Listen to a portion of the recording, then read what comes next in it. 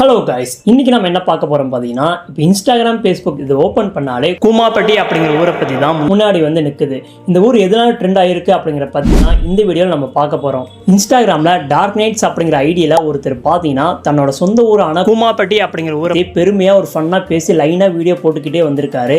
இப்போ ரீசெண்டாக ஒரு வீடியோ பார்த்தீங்கன்னா பயங்கரமாக வைரல் ஆயிடுச்சு. அந்த வீடியோ ட்ரெண்ட் ஆனதுனால இவர் சொல்கிற மாதிரி இந்த கூமாப்பட்டி அப்படி எங்கடா இருக்குது கண்டுபிடிங்கிறா அப்படின்னு எல்லாருமே பயங்கரமாக தேட ஆரம்பிச்சிட்டாங்க. ஒருவேளை கண்டும் பிடிச்சி இந்த ஊர் எங்க இருக்குன்னா விருதுநகர் மாவட்டத்துல தான் இந்த கூமாப்பட்டி அப்படிங்கிற ஊர் இருக்கு. இந்த ஊர்ல பாத்தீங்கன்னா எங்க பார்த்தாலும் பசுமையா தான் இருக்கும். தண்ணிலாம் பாத்தீங்கன்னா கண்ணாடி மாதிரி மின்னும், குடிச்சு பார்த்தா சர்பத்து மாதிரி இனிக்கும் அப்படின்னு இவரே பெருமையா பேசி வீடியோ போட்டிருக்காரு. இவர் சொன்ன மாதிரியே நிறைய பேர் இந்த கூமாப்பட்டி அப்படி ஊருக்கு போய் நிறைய பேர் இவர் சொன்ன மாதிரி வீடியோ போட்டிருக்காங்க.